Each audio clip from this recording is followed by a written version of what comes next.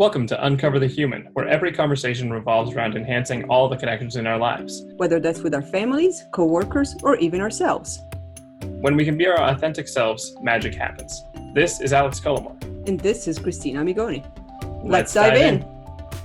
This episode includes our interpretations of copyrighted works done by the Institute for Professional Excellence in Coaching, or iPEC. Welcome back to this episode of Uncover the Human. Today, Christina and I are continuing our series with iPEC's COR.E Dynamics, and we are on the 9th of 10 disciplines. We are all the way to presence in the moment, which, ironically, we are about an hour past when we thought we'd start this recording, so we are very present. Yeah, we started presence in the moment by derailing what we were supposed to be doing right out of the first sentence. To prove that it is a practice and a discipline, not something you just learn and then do forever. Yeah. We were supposed to be present at 11:30. Well, it's 12:44. Now we're present. Things are good. And also a couple of false starts on even introducing the episode. So we're killing it on presence in the moment. Yes. Find our blooper reel somewhere on YouTube. I did forget the word episode, right? Which is like one of the first words of most of our episodes. So that's good. Oh, this is going to be a good one. Okay. So when we talk about presence in the moment, we talked about this a little bit with the last one. We were talking about being in flow, and presence in the moment has a lot to do with that too. When you're really oriented towards what is exactly happening right now. And there's a really interesting concept that is very difficult to get yourself into, but an incredibly powerful place to be that comes with presence in the moment, and that is detached involvement. That is the idea that you can be invested in the current moment. You can really be involved in what's happening, but detached from the outcomes, and be able to understand that even if you're aiming for an outcome, you're not attached to that happening, or that's not the breaking point of whether this was the experience you're trying to go for. So you can still be in the moment and be detached and involved. Yeah, I love that detached involvement, which we're clearly struggling with right now, or maybe not. Maybe I'm fine on detachment. Maybe we have found a way to be involved in this podcast as the recording is still going, and we're gonna release it. But we're completely detached on the quality of it, and whether our thoughts are linear. So let's see how that goes. If you want to understand detached involvement, just listen to the podcast. This specific episode, well, probably most episodes, not that I think about it, but yeah, there's detached involvement all around in this. It's all around. That's just how we show up. So how do we practice presence in the moment? First of all, we take nothing personally, as in getting lots of 1 star out of this episode. Not going to take it personally. We had fun. If you do too, great. If not about me. Making no assumptions. So that's a big one. We usually walk in with tons of assumptions and scripts. When we do anything, conversations, any type of interaction, even just expectations of how things are going to go, how experiences are going to go, and especially expectations of how other people are going to feel, which is specifically problematic to have. Yeah, we talked about that a couple of disciplines ago, that there's pain in attaching to what other people's outcomes or feelings are. Yeah, that's not going to help you be in the moment, and nothing you can actually have control over. Exactly. Most times people don't even have control. The people that you're having that attachment towards, they don't even have control over their emotions in the moment. So there's a few degrees of separation over our assumptions to that. Making as few judgments as possible. That's also, we've talked about that in the past. It's a big energy level state, especially in the higher, more anabolic energy levels, 5 and 6, 7. And that's also very hard because all of the first ones, taking things personally, making the assumptions, we then bring in with our judgment, which is always going to be there. So it's not about not having judgment. It's about not giving it weight, recognizing it and letting it go.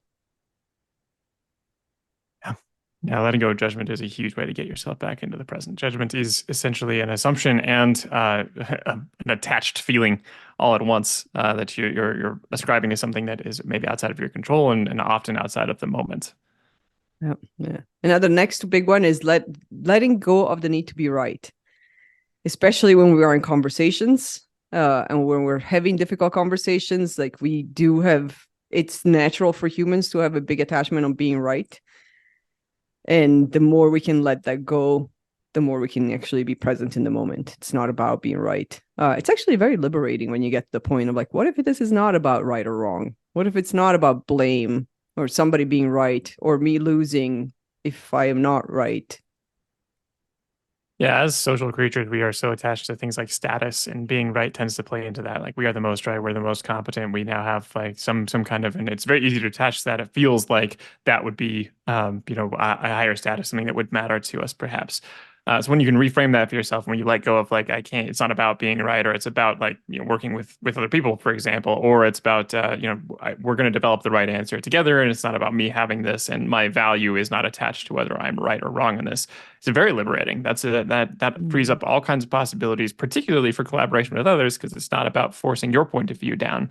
It's about making sure that you are in a space of making things right, or as Brene Brown likes to say, getting it right rather than being right. Yes. Like just keep moving towards what the desired outcome is, rather than assuming that you're already right or trying to Yeah. defend that you were right before when you might have already made a misstep. Yeah. It's very, very liberating. Hard to do. And definitely a Mhm. discipline that needs to be practiced every single day, every minute of the day. But very liberating Yes. to see the world that way. Letting go of the need to control, hand in hand with assumptions and judgments, and like wanting people to have a certain emotion for a certain experience. That's a huge one that we've learned definitely in the course of doing things like facilitation, particularly. We of course try and cater and create and curate the best experience we can, with the knowledge that that will inevitably change. Whatever our mind's eye vision of that is inevitably going to change when you put 15 humans in there and they all have their own needs, wants, relationship to the material, relationship to each other. All of that is going to change, and letting go of like the need to try to control that perfectly, and understanding you can still drive the plane without having every single nut and bolt facing Mhm. exactly how you thought it was going to face. Yeah. Yeah. And letting go of control is a good distinction from being prepared. That doesn't mean not being prepared, just letting that, just completely go off script. Actually, script is a good word to use because actually you are going off script a lot if you're letting go of control. But letting go of the plan, whatever the plan was in your head, is assume that's not gonna go that way. It's not. So just avoid the journey of the attachment to things going the way you had them in your head. They're not. That's the perfect example of detached involvement, because you should do some planning. You should understand what could go wrong. What are you going to plan for? What are the things that you'll need to think about? Really walk yourself through the experience so that you can fill in the gaps as much as you want ahead of time, with the detachment to the idea that that's how it's going to happen. It's about getting directionally correct and covering lots of holes, and you'll be able to also approach all kinds of contingencies that will come up. There will always be some contingencies come up that you didn't expect, that you couldn't have anticipated, and that's fine. That's a great example of detached involvement, is doing the planning while knowing that the plan is not going to happen that way. Because Yeah. both parts are incredibly valuable. You're still really involved in making sure that you are, Mhm. to the best of your abilities, creating the environment for that experience that you want, while knowing that you can't control how that's going to come out in the end. Yeah. And that's where you can actually dig deep into your toolbox, your COR Dynamics toolbox, and go back to trusting the process. Because letting go of control, it's 100% about trusting the process and not Mhm. controlling how the process actually shows up and what happens. And the last three I really like. They're definitely more abstract, but this is where you can actually, the feeling of being in the moment comes in. It's being passionate about all of life experiences, even painful ones, which is very difficult because we Mhm. don't like to feel pain. And so being passionate even about the painful ones, it's definitely a practice. 100%. And that's, I think, a huge part of presence in the moment, because life is never going to be just like all joy and rainbows. And we all know that there's all of the hardships of life, and being able to be present in those moments is a powerful and very difficult place to be, but a very powerful place to be as well. If you can get to that place where you feel engaged, even when things seem like they are off the rails, or really in a state that you would have rather not have happened. And it's Yeah. totally fair to have all those feelings that you will have in those moments while still being passionately engaged in this experience. And that one's a hard one to describe, or imagine when you're not in a difficult experience, and Mhm. until you can get to that presence and realize the power of I have to be here as hard as it is, and realizing the value of that. That's I think an experience. Only experience can teach you that, but it's a good thing to think about ahead of time so that you can maybe get yourself a little bit more into that state at the next life crisis that inevitably will come your way, as we all have them. Yeah, definitely. Like it teaches you that you can get through it by recognizing, by being passionately present. And by passionately, that doesn't mean you're dancing the can and celebrating and throwing fireworks about being in pain. I mean, sometimes. I don't know about your pain. My pain doesn't require fireworks. Doesn't really get better with fireworks. My pain always requires the can though. That's the pain of others watching you. That's not your pain. Oh, that's on them. I can't control that. But going back to take nothing personally, back to the beginning of this list. Now that I've derailed your comment, that was a good starting point on passionately being involved. Let's move on. Being present in the moment also means giving all that you have, your true gifts, to whatever you're doing. And so not picking and choosing when you're going to give your true gifts or even holding back. It's just being, when you're truly present in the moment, you're fully there with all your gifts and talents, with everything that you could possibly provide. And just to explicitly draw the lines there, that very easily connects to a bunch of the other disciplines. I mean, thinking like awareness, acceptance, your own conscious choices, and definitely authenticity, bringing yourself your gifts. And that means knowing yourself. There's a lot of prep work that can go into being able to be that person in the moment and understanding who that is and accessing that and knowing what that feels like. All the other practices that we've talked about getting into your own authentic space come into play here. And this is about really injecting it into the only thing that actually exists, which is the present moment. Yeah, this is a big Eckhart Tolle piece. It's like the past and the futures don't exist. Only the present exists. So you might as well give it all, because otherwise you're losing out. You're missing out for something that doesn't exist anyway. Yeah. And then our last one is detached from future potential outcomes and results, which you talked about the detached involvement. Is you can't control the results. You can't control the outcomes. You can hope for something. Or one of the things that I like the most, especially as we have embodied this, or we try to embody this as much as possible, is when we're facilitating or we're in a meeting or we're working with clients, even with ourselves, honestly, if our attachment is to creating space as opposed to what people will do with that space, how they will act, it really helps to let go of, well, we were supposed to get this metric. And why are people still using old language if they learned new language in your 2-hour workshop? That's a result that we can attach to. We can have the involvement and be passionately present for creating space for the learning to happen. And we still can't control whether the learning happens or not. We can only control what we're contributing, which is creating the space. Yeah. That's been our philosophy for facilitation, is creating the space and putting the information in the space, and people will have to interact with it how they can and how they will. And that's always going to be true, is people just have their own experiences, their own default reactions, their own biases, everything that they're going to bring in that will relate to whatever information you're presenting. If you attach to the idea that you're going to get everybody to exactly how you want them to be, first, that kind of tramples all over everyone else's authenticity of how they might want to interact with it. And secondly, you're attaching to something you don't actually have control over. People may only have the time and mental space and energy to get some of it, and that's not something you can control. Whether they have just other experiences that are holding them back, whether they're having a current life crisis experience on the outside of whatever you're teaching, where that's going to be naturally distracting and pulling away energy. Those are the kind of things that you don't have control over, and attaching yourself to those outcomes is not going to be helpful. Whereas attaching yourself to an intention like creating space allows you to maximize the potential that you can drive across. So as long as you've created enough space, people can walk as far as they are able to. Indeed. Yes. Creating the space. So should we talk more about presence in the moment or going to coaching? Let's jump to some coaching. I think this is one that's a fun one. There's not too much to understanding presence in the moment, but there's a lot of work that goes into living it. Yes. So let's go through let's be present. All right. With our presence in the moment. All right. So would you like to be coached, or you would like to coach? I think I did the coaching first last time. You want to swap? Want to be Sure. the coach? All right. Let's swap. Fire away. All Take your right. best shot. What do you got? You're distracting me from being present to the possible questions. This is me being present in the moment and knocking you off the presence of your moment. Um, okay, I will ask the how might a lack of presence in the moment be holding you back currently?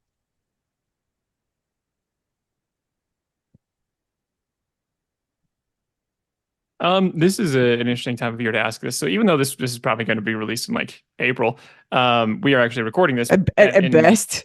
yeah, yeah, we're actually way ahead on a recording schedule right now. So this will probably be released in about half a year. So it won't mean anything to the people who listen to this right the week that it is delivered. But putting yourself back in the shoes of where we are currently, which is mid-December, there is so much happening. Like there's holidays coming up. You're planning on heading to Italy for which you'll be in Italy when this is I'll be released. back by the time this is released. Probably be back by that point. Yeah, I hope it went well. I'm going to be present in that moment five months from now. Like, this is like a live telling of how not being present in the moment is distracting. How hard it is to practice. I'm currently thinking about future outcomes whilst trying to talk about being present in the moment.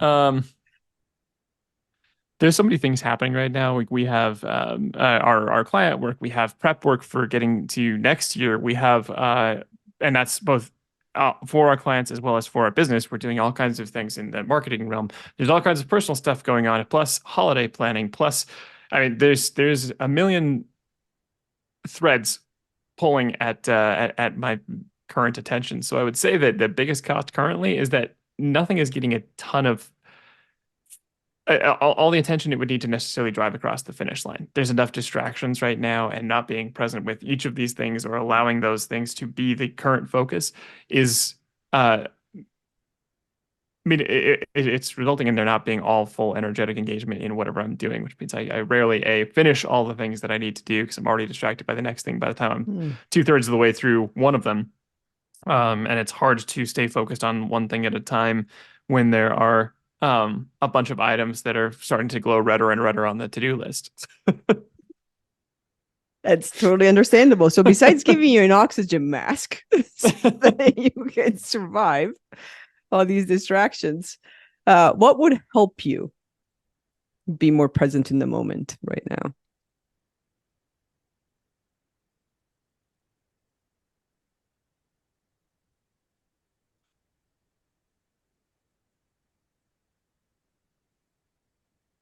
Prescription strength ADHD medication. I mean,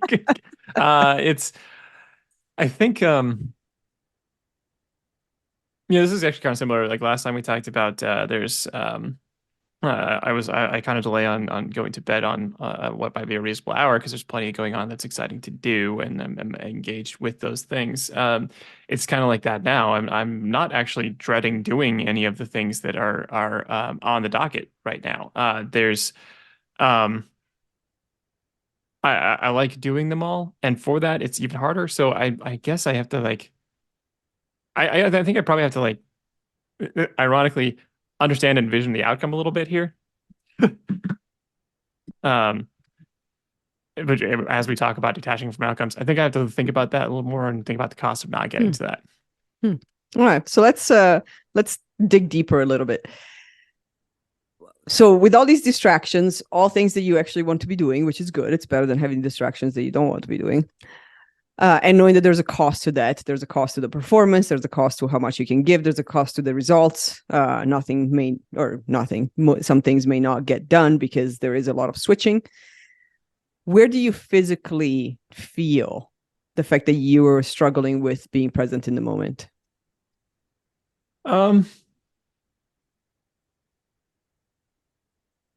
In the moment of like the day to day while there's all these things going on and working on different items, kind of in a circular fashion without completing them, just walking around my to-do list and scraping off little pieces of them.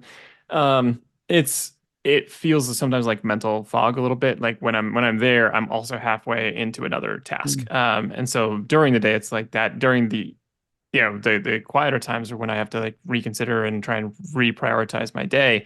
It's a lot more. It can be more stress. It can be more like kind of tension. Often I feel that in kind of my shoulder area of just like, yeah, I'm getting a little tight. Like there's a lot of things that I'm trying to consider, think through, get through. Um, yeah, it hasn't for as much as is going on, there's been many other times in life where I've been, 80% as busy, but it's been with things that were much more draining, and it felt much worse than this. This just is kind of like a continually coming back and reconfiguring. Like, well, okay, I do have to finish this. What's the one thing I can do in the next hour, and can I just get that off the list so that's no longer just circling in the mental to do. So with that, it's good. Yeah, I guess that is helpful too, and good to know that like you can get to a point where the to-do list isn't overwhelming and that it's not energetically overwhelming, even if it is still like physically impossible to complete all the things in a timeline. Mhm. That is good Um, awareness. I don't think that answers your question at all. No, I mean some. You've talked about fog, brain Mhm. fog. You've talked about tension, shoulders and neck tensions. So the typical question that I get asked is like, when you start feeling that, what could you do to bring yourself back into at least the moment, even if the moment is 1 second, which is really the definition of the moment, is there is Mhm. no time in the moment. So how can your physical sensations help you recognize that you're getting that there's a cost, that the distractions are causing some physical sensations? I think it's paying it's probably more of a mindfulness exercise. It's paying attention to when the voice of distraction is kind of there and pulling it like, hey, here's this other thing that has to be done. Here's this other thing that has to be done, and being able to let go of that. So the real kind of power and the when I can be present enough is being able to consciously say, yes, I know that has to happen. And right now, I have to be on a podcast and forgetting the word episode. So that's those are the two levels, and being able to let go of like there's not something I have to do right now. This is something that I know I have to get to. I know it'll be on the list after this, and that's okay. And letting go of that and saying, Mm. unless there's something that's so burning that it has to be done in the next 2 seconds, that can wait for the next 30 minutes so I can get to it. I have the space to get to it. Mhm. Yeah, and that's a good example of how to come back into the moment for sure. Yeah. Environmentally, what would help you in those situations?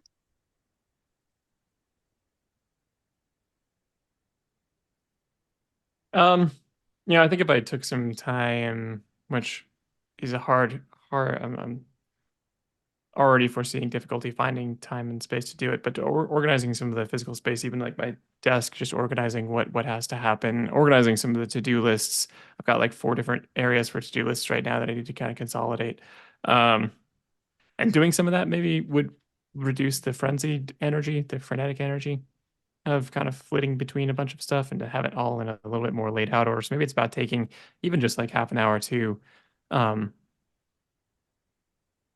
to parse through some of the things and really set down what has to be done instead of constantly having something pop up and be like, yes, I do have to get to that, and yes, I'll get to that later. Yes, I'll get to that later, and I have to try this now. And if I can have them all written down and make sure that I have those covered, I think I'd be in better shape.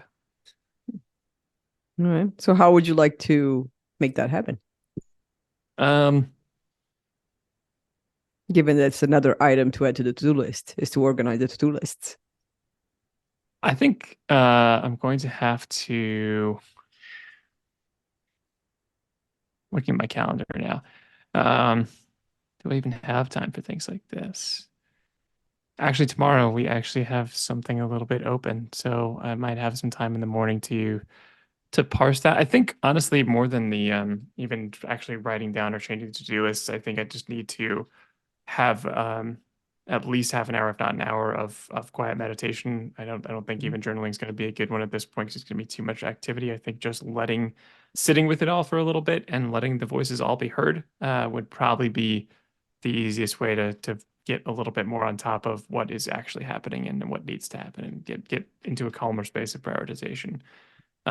Then I'll be out the weekend, and then be able to hopefully face a lot more of it after that point, Hmm. which is also going to be recharging. There'll be some time spent away from Mhm. work and doing something completely different.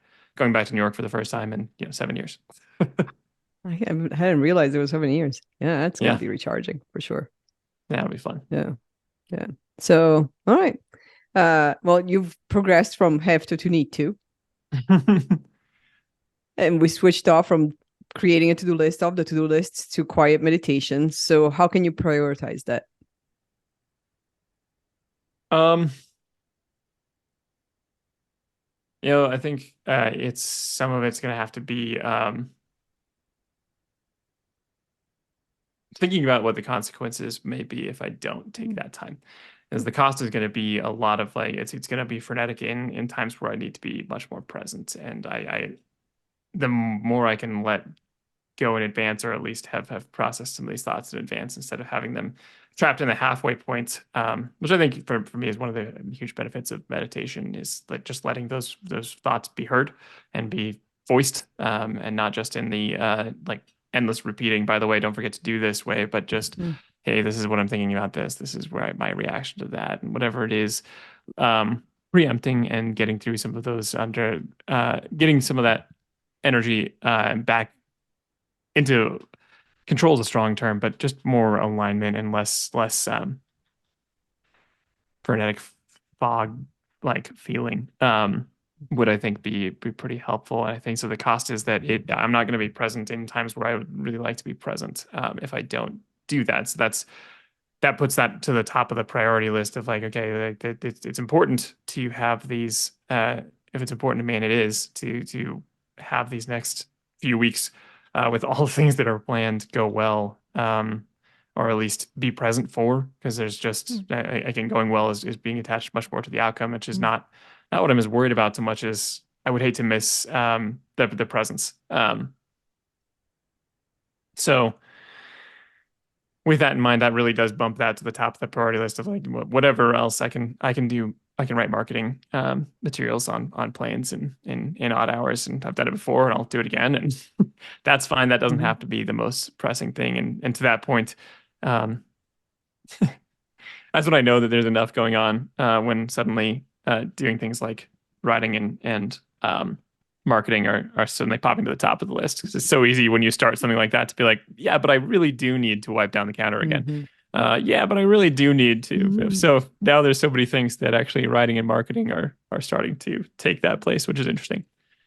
So I need to remind myself of that importance. So it's nice to have this conversation to remember that this is that's going to be important as soon as possible, Mhm. and that pushes that to the top of the priority list. So that really does carve out like either you can make some time for that tomorrow, probably in the morning, or the consequences. You're not going to be Mm. present. Yeah. Yeah. Yeah. You've talked about the cost of not being present. What is the cost? um, it's you're stealing from the present moment if you're spending all your time worrying about like either the future outcome or the past, or whichever way you have to be leaning, anxiety over the future, frustration or something over the Mm. past, whatever it is. If you're robbing from the time to be present, and um we get to do a lot of things that we enjoy doing, which is great. Like most of the day to day is phenomenal. We get to do all kinds of things we're super engaged in. So I don't feel like you know I don't always feel the urgency to do something like now we get to go take a trip, and that'll be nice, nice break. I don't want to miss that those don't come along that often. It's only every couple months or so at best, to go kind of get out and do something different, and I'd hate to miss out on the opportunities to have that happen by thinking about all the things that have to happen after that, or all the things that need to Mm. lead up to it. So um, it would take away from it takes away from the experience of things that aren't going to come around that often. And so that's a huge cost. I mean, you only live one Mm. time. This is your go around. The more you're not present, the more you're kind of robbing that experience. So the rich life experience is reduced. Yeah, yeah, that totally makes sense. It's like you can recreate the experience, but it's not the same experience, so you can't go back to it. Yeah. Yeah, Yeah, it's that old quote that's like a man can't stand in a river twice because he's not the same man and it's not the same river. that's true. Yeah, it's not the same moment, and on and on and on. So we've upgraded to need to, and we figured out that it's the meditation. It's taking time for meditation tomorrow. How can we change that to a choose to? At some level internally, I feel like it is more on a choose to because I know there is a choice. Either I do it or I don't do it, and I'll still go through and I'm gonna be here for the next couple of weeks, assuming I don't get hit by a meteor, then I'll totally be here for the next few weeks. So it's gonna happen either way. So it really is a choice. And remembering that is always kind of helpful to me. It's kind of like the Stoic idea of remembering you're gonna die, or the idea that you're the only person who really has the driver's seat in your life. So like, would you like to be present for it, or would you like not to? And it's fine that there are moments where that I might not want to be, or might not want to be as present, or it's not as important. But that's not this. And so it still is a choice. And knowing that it's a choice, it's like giving yourself a chance to invest in yourself and what you'd be interested in doing and what you know is important. And it's a good reaffirmation of like um this is your life and your choice. Yeah, that's very powerful awareness that you do have full choice into that. So we narrowed down the date tomorrow. How can Mhm. we narrow that down a little bit more to make it a smart goal? So I already have a block on my calendar in the mornings, just to remember to do the just like some workout or reflection, which this month's been chaotic and has not been paid attention to often. So I might need just something else on it. I think we have a podcast at 9. We need some time to recover from that, recover before that, just to get centered for podcasting. So realistically, it's about putting it on the calendar at what's going to be 7 a.m. There's no getting around this otherwise. Put that on my calendar now. As a very explicit reminder, maybe with like urgency. Meditate now. Meditate now. And then put another reminder that says like you're still not meditating because you just checked your calendar. Every 5 minutes during it, ping, be like, hey, you in the moment? You meditating? Hey, Yeah. how's it going? Are you Uh-huh. present? Yeah. All right. What could get in the way of that happening? Um, yeah, thankfully, we're getting a bunch knocked out this afternoon. Like we have housekeepers coming now. I already ordered cat food so that our cats will have food while we're out. So it's a matter of like having those checked off, and a lot of that's going to be checked off. So the other thing that would help then is just coming up with the and or already packing what will need to be packed, so that that's just not mentally there. The more things like that aren't going to change between now and leaving, that I can just take care of and not think about again, the easier it's going to be to take that space. So that might mean that this evening is a lot of making sure those things are buckled down, but I think that's a worthwhile investment. All right. All right. What kind of support would you need for that to happen? The Um, getting things knocked out tonight so that tomorrow can be about meditation.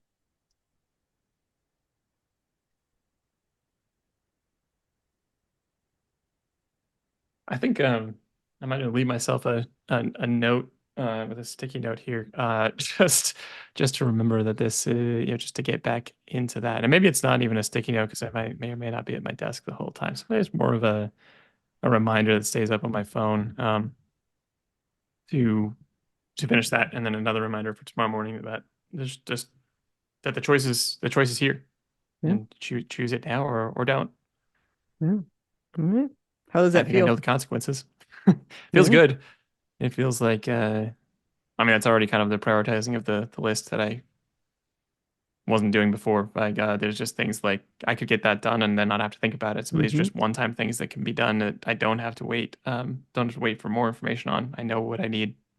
Mm. Like I know that I need, X number of outfits. So just put them in a suitcase. Be done. Yeah. Yeah, so it's organizing the to-do list Yeah. without having to focus on organizing the to-do list. Yeah. Because there's things that are ongoing that are sometimes frustrating to do. Like, you go, yeah, clean the house, clean this, do whatever. Like those are just always going to have to like continually happen. So checking any of those off the list doesn't reduce the mental burden, but the ones that are one-time things, checking those off that just are going to have to be done one way or the other, get them off the mental buzz. Yeah. Excellent. All right. And what kind of accountability would help you? Hmm. A loud 60s style alarm clock, just buzzing every few minutes. I don't know. I don't think there's too much accountability needed now. I just needed to remind myself of what the consequences would be otherwise and have a moment to stretch out how I could make that happen. Because otherwise, I think I just would have bounced between things and it would have all gotten done just more haphazardly. Yeah. All right. I don't know, if 5 messages had a scheduling, I could schedule a message every 5 minutes. It's like, did you meditate? Did you meditate? Are you meditating? Did you How's that meditate? meditation going? But they don't. Maybe for this very reason. That's why I messages it and I have future scheduling. And I'm not doing that tomorrow morning. So Yeah, that's fair. all right. No, I So think that's good. yeah. How do you feel about the to-do list and the fog? And how's the body feeling at this point? More relaxed, and like there's a lot of stuff to do, but organizing even it just in terms of like what can I do that's just checking it off the list that isn't going to come back versus what's going to be an ongoing thing, and then prioritizing up to this weekend and after this weekend. Like I got a bunch of marketing stuff done yesterday. I don't need too much more time to get the other thing done that I wanted to get done this week there. Um, those are all things that can be checked off, and the other things can be pushed to after, and that's fine. Mhm. It'll all get done. No, I'll tell your boss if it's fine and see what she says. Who are we talking to here? Imaginary boss, not me. All right. So yeah, what else would help you for presence in the moment? I don't know that there's much else that needs to be added to it. It's just it was helpful to do the reading and remember what goes into presence at the moment. We were one of the reasons this took an hour for us to start is we were kind of laughing about all the things that we were being reminded of like, right, I didn't do those 9 things today. So just the reminder has helped kind of recenter that because it resets the intention and it's a reminder of what the power of being in the moment is. So I do want to step back into that. There's much more I want to. Sounds good. Yeah, you finally get to want to. All right. Well, let me know how the meditation goes. Will do.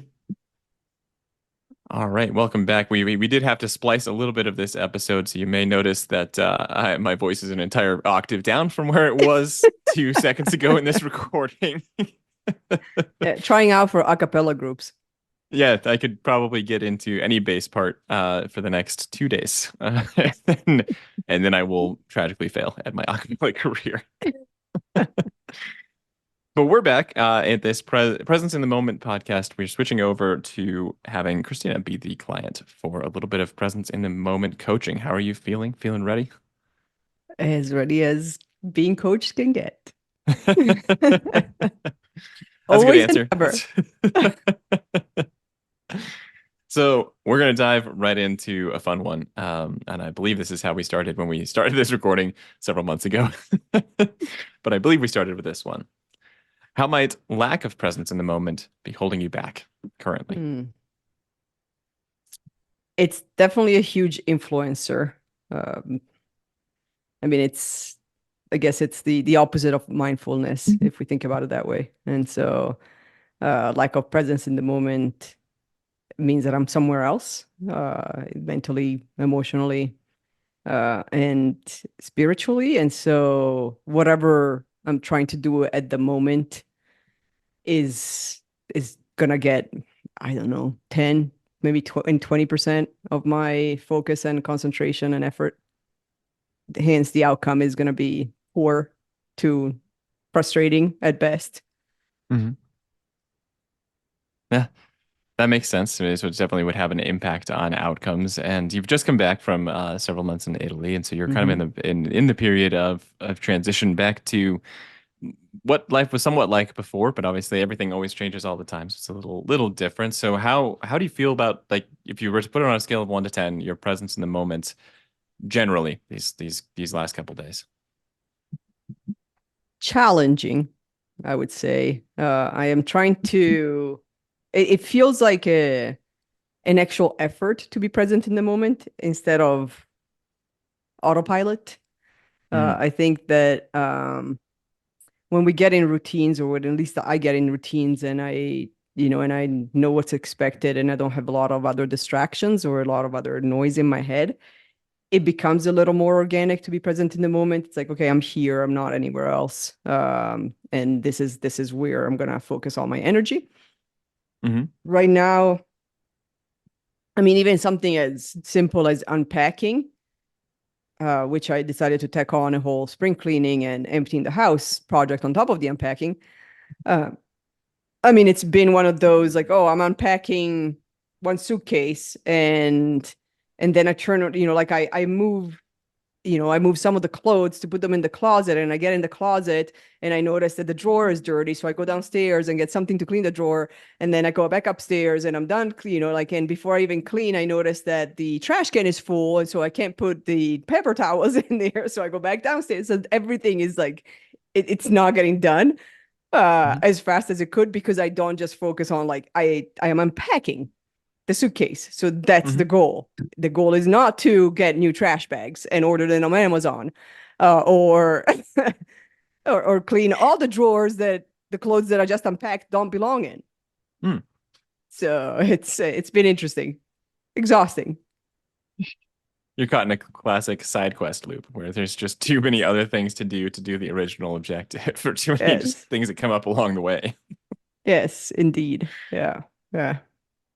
Yeah, one thing we talk about so much in our work, and we get to work with so many organizations and lots of people in change. And this is definitely a period of change as you transition from life in Italy for Mm-hmm. a while back to life in the US, and things are both the same and different.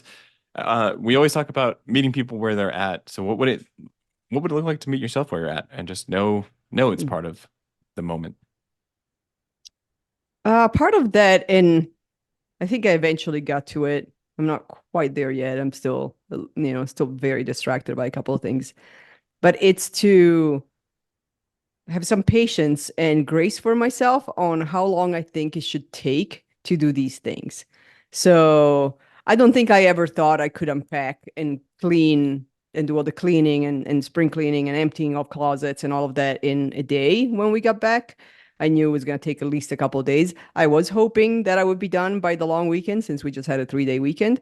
And I did succeed with part of it. I think I succeeded with our office and my closet, but I'm not quite there with the kids stuff yet, and that's where I had to kind of regroup and be patient and not get frustrated that I didn't get it done in the time Mm, frame that I had established was the acceptable time frame. And now mm. I have a deadline, which doesn't help, because we have the house cleaners coming on Friday, and it's a little hard to clean a house when there's just stuff everywhere When it hasn't been on moved on, yet. on the floor.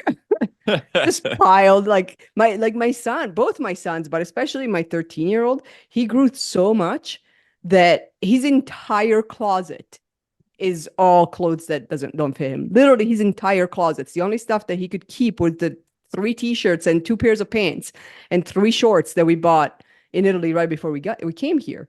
And so he now has an empty closet, which looks beautiful, but he has this huge pile of clothes on the floor that I need to do something with, whether it's donating or see if I can then move them into. It's one of those, like, it's a sidetrack, because now that the reason why I've left the pile for 4 days is because it's a sidetrack thing, meaning because I have a smaller boy or younger boy, he could use probably most of those clothes, but before I can give them to him, I have to empty his closet hmm and figure out what fits and what doesn't fit and find room. And then so it's this like, oh, okay, and then before I empty his closet, I need to do something else and then something else. And so it's been one of those fun things. Yeah.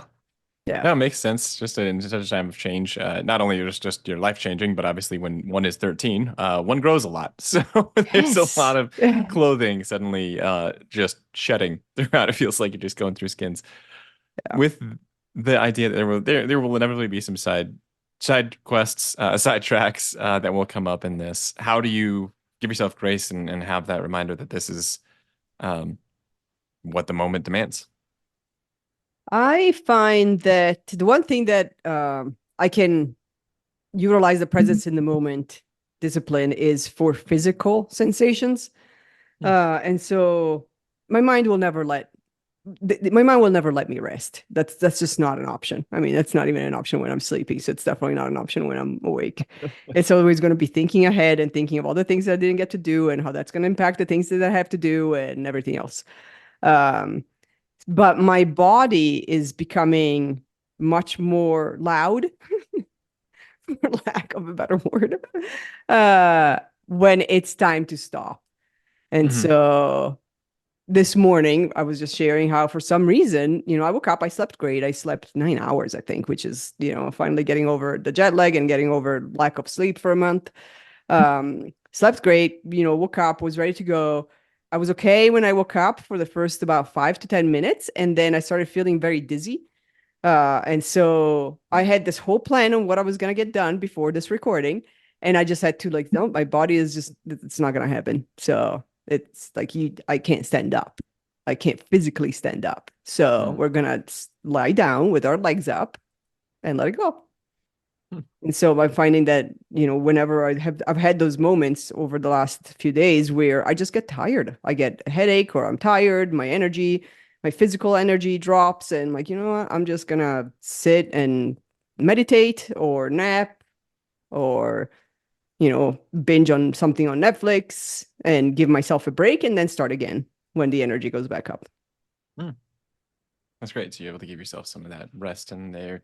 What kind of thoughts tend to come up when something comes up as some kind of sidetrack, either a different thing that has to be done before doing the thing you're originally doing, or something like you're saying where it's like, hey, I'm not physically or mentally able to do the thing that I want to do right now, or at least not to how I would like to do it. The thoughts that come up are definitely uh, difficult, I guess. They're draining thoughts for the most part. Because again, they distract me from even resting. Like I'm Mm, able to finally get to the point that I'm resting, but it's a constant distraction from doing what I'm doing at the moment for being present. Because it feels like it's just a never-ending list.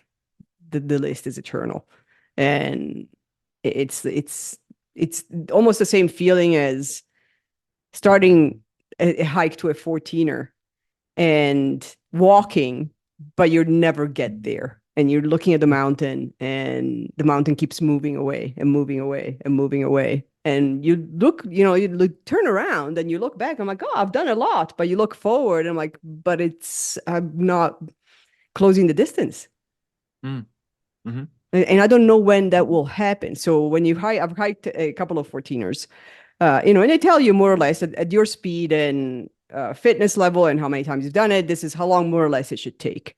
And so you kind of, that, and you know that it's okay if it takes a little bit longer or shorter, but this is going to take, I think, like 3 hours to go up or 4 hours to go up and 3 hours to come down, whatever mountain that is. And so you know eventually you will get there. You can take a pause, you can stop for food 15 times, you can look at the view, but you have an idea of that.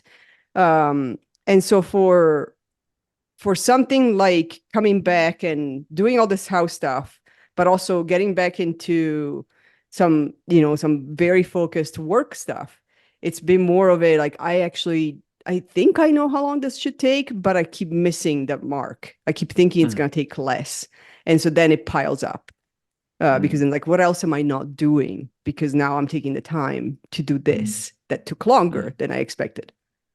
Yeah.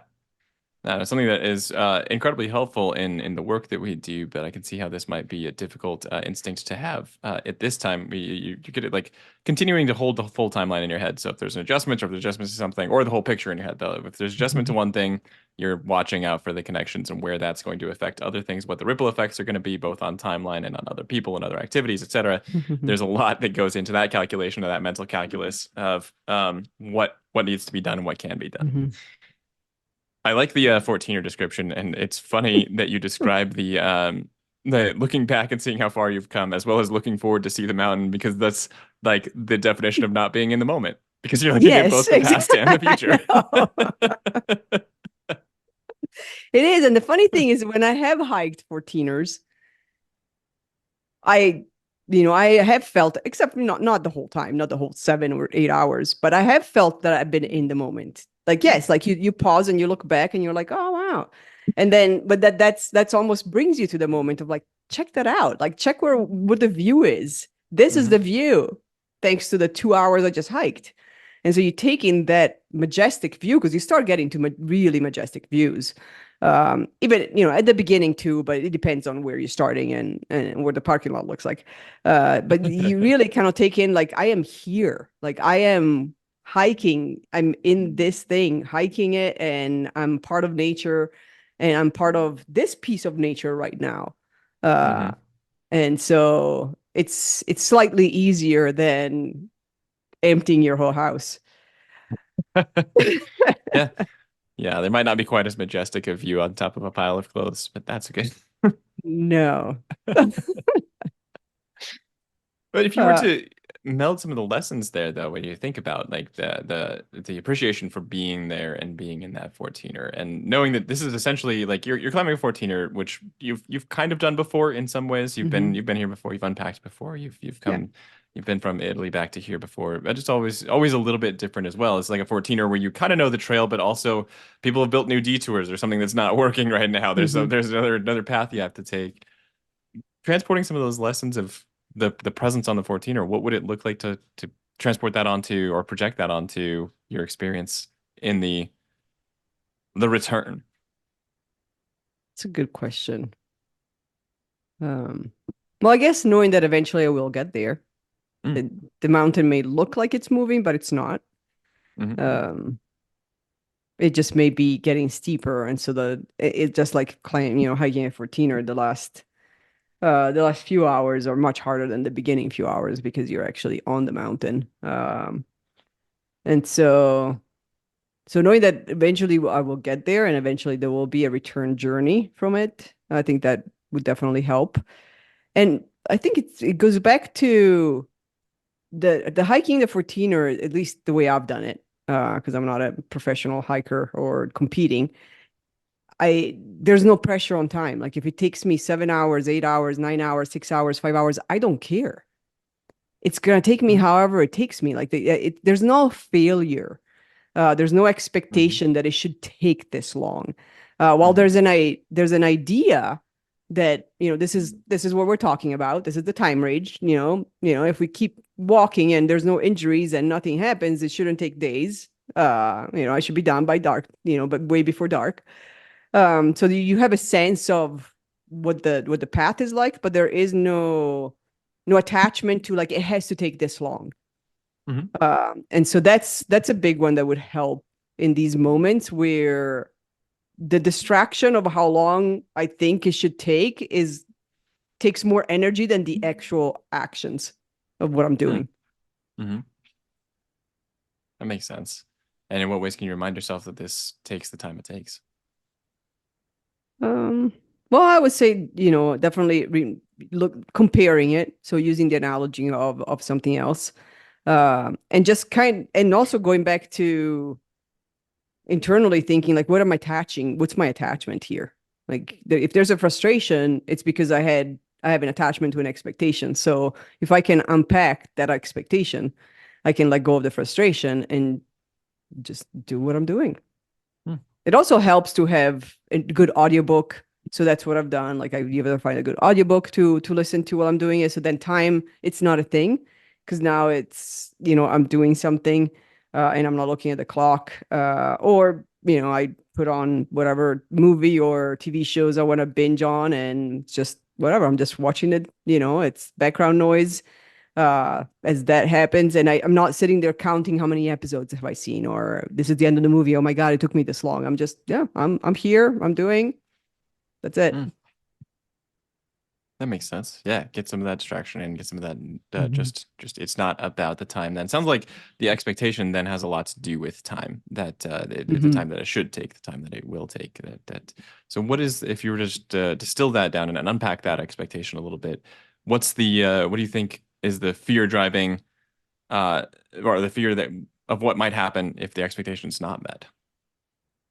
I think the fear is, what else am I supposed to be doing with this time that now I'm not getting to because this is Hmm. taking longer. And so, I had all these things I wanted to do, and those are not going to happen. And so then it's like the doctor's visits, the doctor's offices. It's, when the first thing takes longer, then everything bumps. Hmm. Um, and when you have a lot of things lined up, then it becomes that mountain that keeps moving because you don't see the end. Like there's no end to things that need to be done. Hmm. Yeah. So what I have actually, I was, I was stressed about a couple of slides we needed for yesterday for one of our client meetings, because I kept thinking like, oh, I didn't get, my plan was to get to them over the weekend, and I didn't get to do them over the weekend because the unpacking and the cleaning took longer than I wanted to. But then it dawned on me. I was like, wait, but I'm not alone. So somebody else could actually do this. Hmm. And so that was super liberating when I just woke up and I was like, Nicole, Alex, can you take care of this? Because Yeah. it doesn't have to be me doing this. No. And so that was super liberating as well. So Hmm. remembering that I'm not alone, which after 5 months of being on the mountain of caretaking, it's been very hard to remember I'm not alone. Mm. And after a week or 10 days of packing everything up, emptying two living spaces we had temporarily had, coming back, it's just, wait, if I don't do it, it doesn't get done. And so I have to get past that. I'm like, well, how true is that if I don't do Mm. it, it doesn't get done? Mm.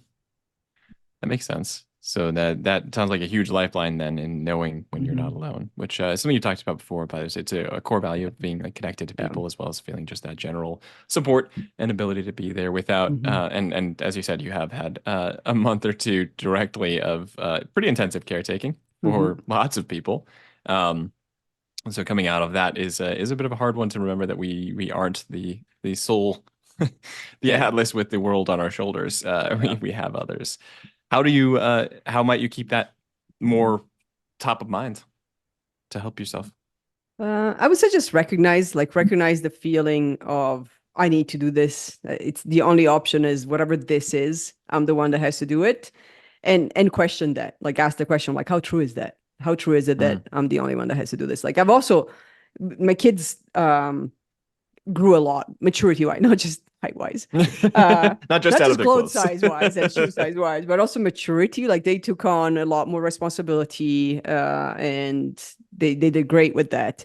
And so one of the things that I'm trying to not step into, because we're now back home where we were 5 months of maturity less, uh, I need to get into the habit of asking them to do things as opposed to assuming like, oh, they're not going to do it, or it's going to be a big deal if I ask them because then I have to explain how to do it, and it takes more time and all the reasons why we know we have to delegate stuff and we never do.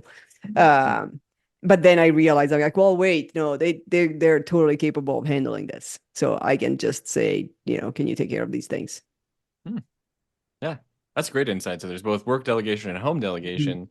Looking into your next week, what's an opportunity for some home delegation for you can ask them to take on some of this mountain. Home delegation, I think just the daily things, which is where I started yesterday. It's like empty the dishwasher Mm-hmm. and put the dishes in the dishwasher Mm. when that happens. Do your own laundry, which they were doing before, but then we switched to we didn't have a laundry capability, so then they stopped it. But they can do their own laundry, so do your own laundry. And they have things that they're on autopilot that they always do. But I think it's more of a it's okay for me to ask Mm-hmm. as opposed to assume, oh, they didn't do it, now it's on me.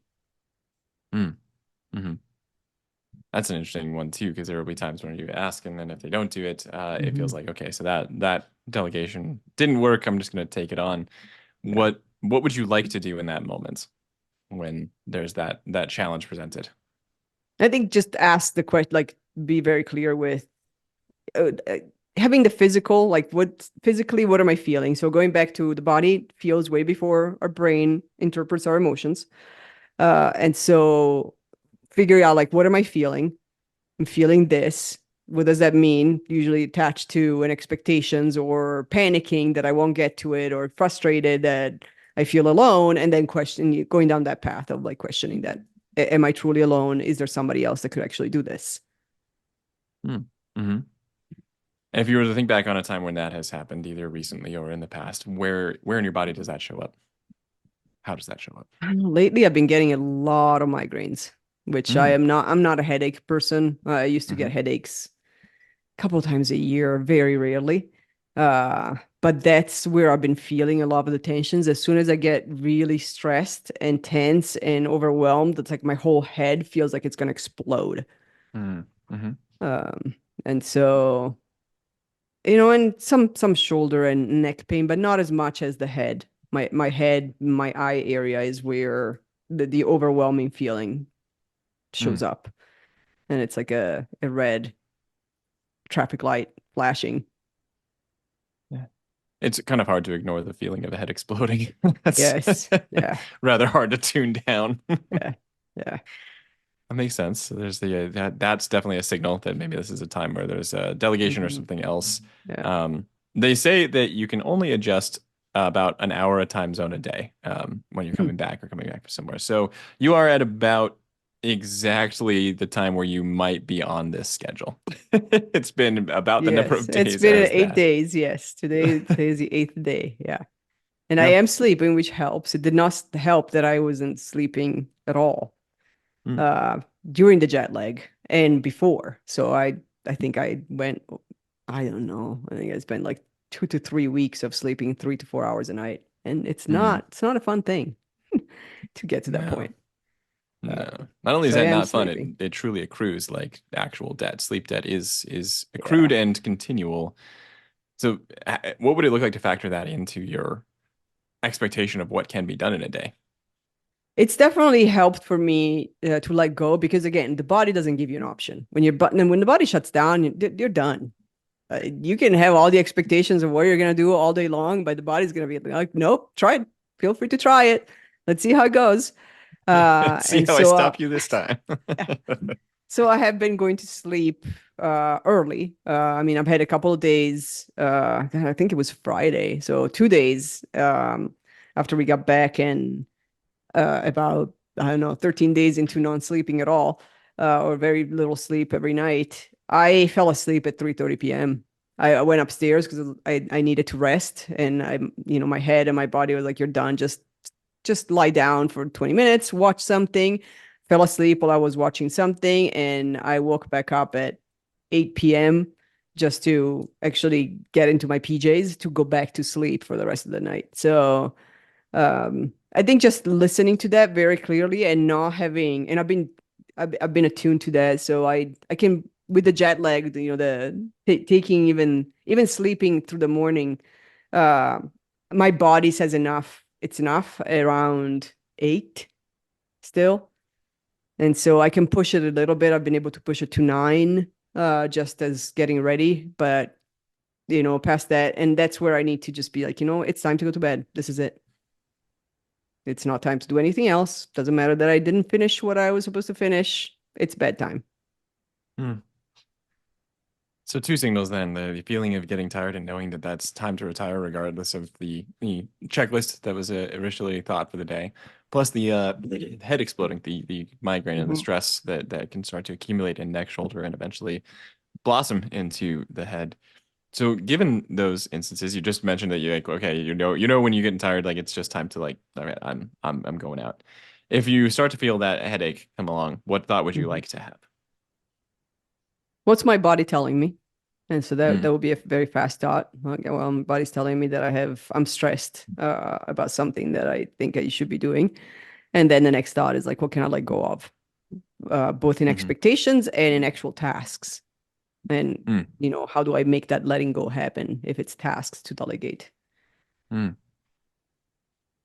Here's what the consequences are of letting go. Let's say it's not something that can't be delegated, and something that can't be done immediately. What are the consequences of not doing something, or how do you reason about that situation?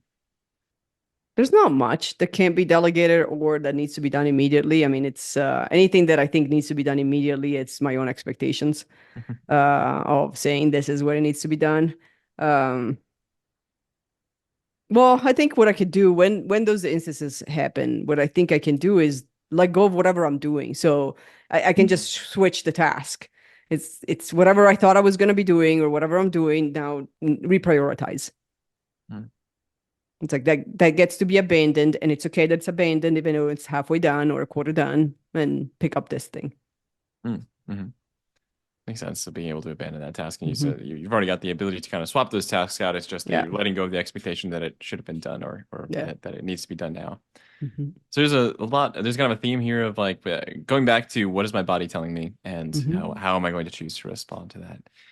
So looking forward into the week, what support can you get around, either from me, from whoever, to help you stay in that space of, hey, what's my body telling me now?